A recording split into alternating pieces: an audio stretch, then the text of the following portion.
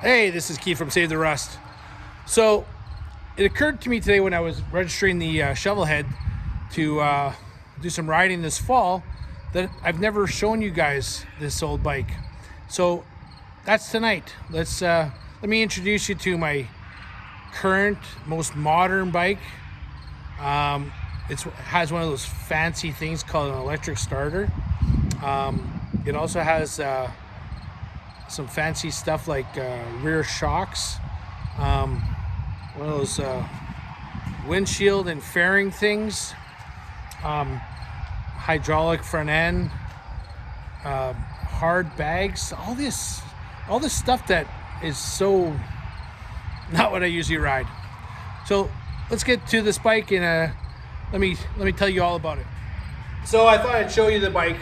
I wasn't kidding when this is the only, I'm gonna say, modern motorcycle I own. It does have electric starter and all the stuff I said, windshield and fairings and rear suspension, that none of my other bikes have. And to be honest, I wish it had a Kickstarter on it because I love kicking bikes over. If your battery's low or whatever the case may be, you can always count on that kicker.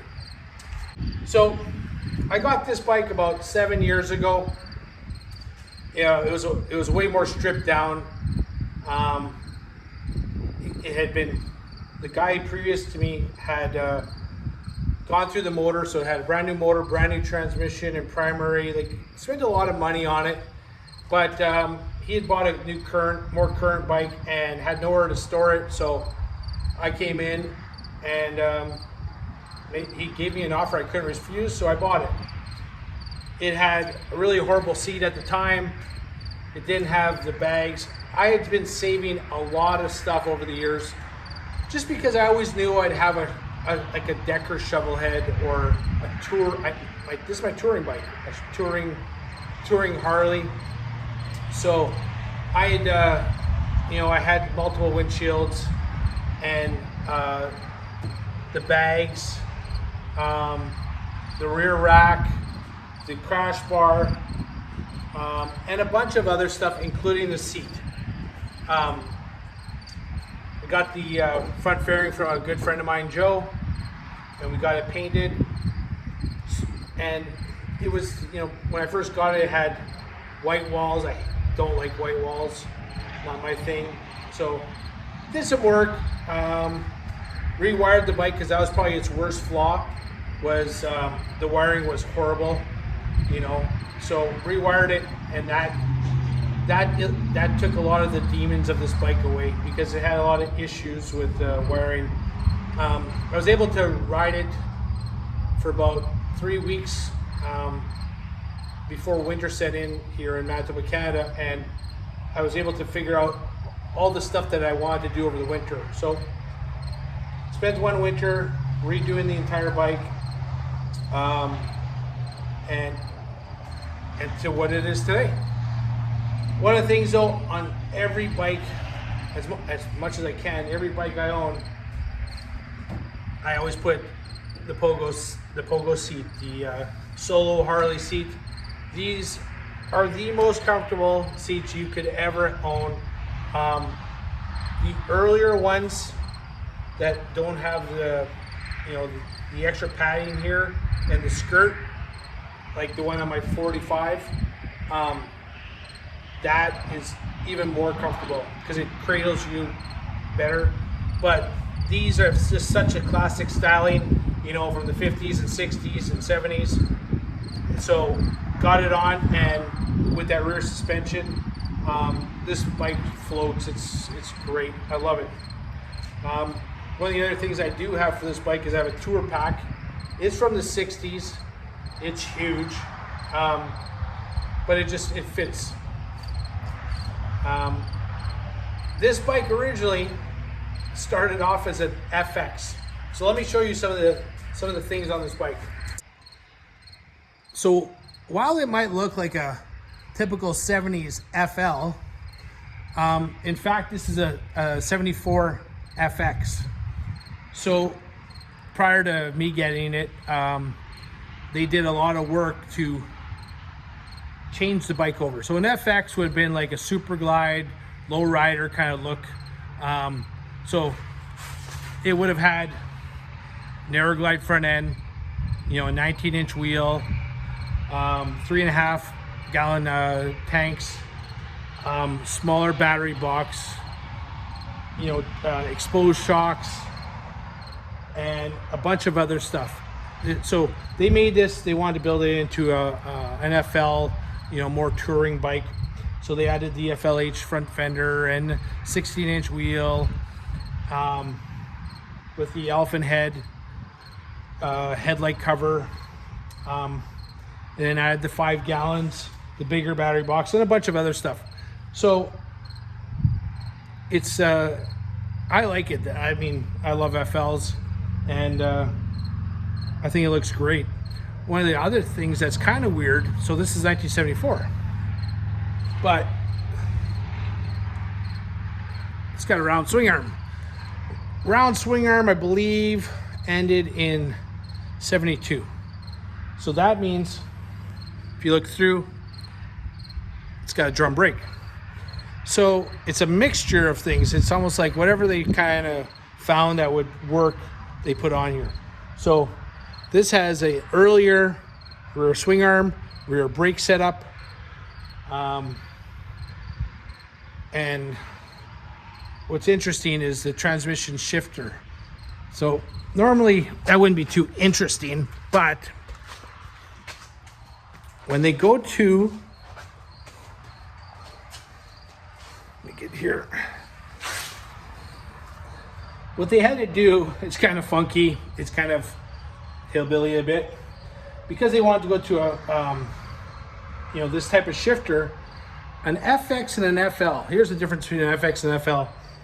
The position of the shifter on the ratchet lid, one will go down, one will go up. So up would be FX, down would be FL, but it changes the geometry. So if you look at this one, this is an FX. So the shifter's on the top. And what they did is to clear this header, they recessed the header, they pounded it down, and then they took the shift rod and they bent it. That's not supposed to be like that. So if this would have been a true FL and this shifter, the position of this would have been down there and the shifter rod would have went down here and it would have been straight. So one of the only issues with this bike is it doesn't have the proper throw. So a lot of times I'll go into second gear and then I'll go up into second, then drop it into first. I have to get on the bike to remember all that. But it goes into gear nicely in second, but in first, because of the throw or the limit of throw, it kind of will grind. It won't click in nice. So push up, go all the way down. I'm used to it, so it doesn't bother me. I had the spotlights also. Those are 62 and later. Just a lot of stuff that, you know, I had lying around. That I put onto the bike. What I want to do in the future, I would like to go to a square swing arm, so I can change the gear ratios with different sprockets, because I really like, I do a lot of highway, and this one, well, you know, at 60 miles an hour, 65, it's okay, but I want the RPMs to come down, so in the future, I want to change that swing arm and put on a disc brake and have the ability, more importantly, have the ability to change the gear ratios in the back with different sprockets. So I can go a little bit faster down the highway at a lower RPM. And that's my most modern bike. Let's get it started.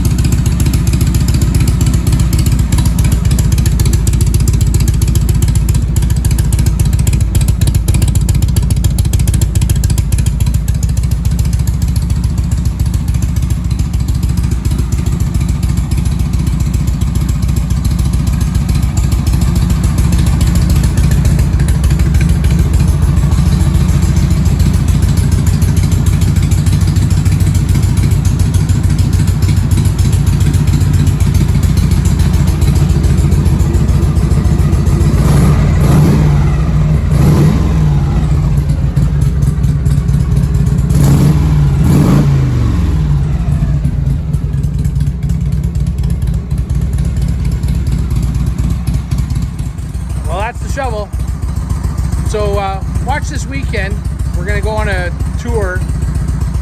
Got a route planned out. It's kind of interesting. I find it very interesting. We're gonna take the Shovelhead because we put the 1942 Harley away for the year.